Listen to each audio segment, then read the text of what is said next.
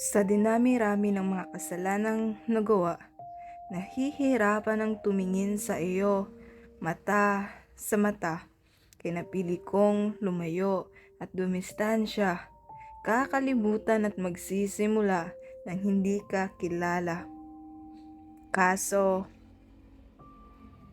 heto ka, ibang-iba sa aking inakala.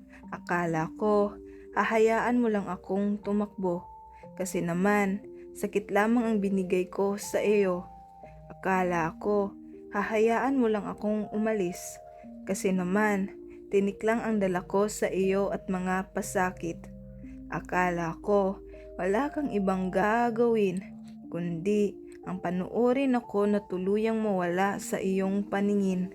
Kampante talaga ako na sa dami ng nagawa ko na hindi mo ikinagusto, ay isusuko mo ako at maghahanap ka ng bago. Ganun naman kasi ang tao. Ganun naman kasi ako.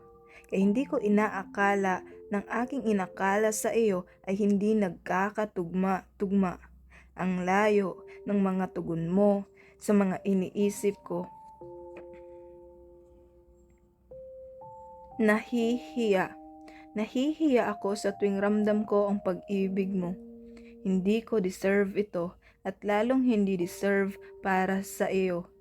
Kahit ilang ulit kong pagbalik-balik ta rin, hindi talaga tama na ipaglaban ang tulad kong may sala. Hindi talaga tama na mahalin ang tulad kong masama.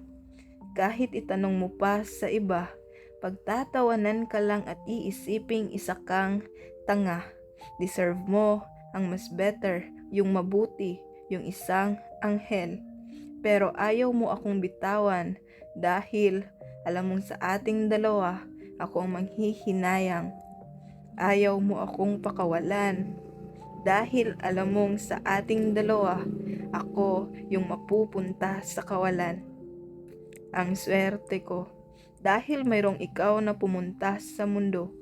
Isang ilaw na magliliwanag sa kadiliman nito.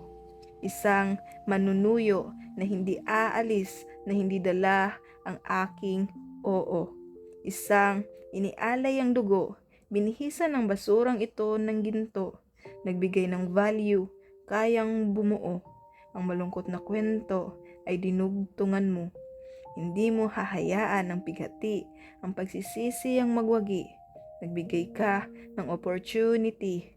Kaya mong gawing happy ending ang sad story.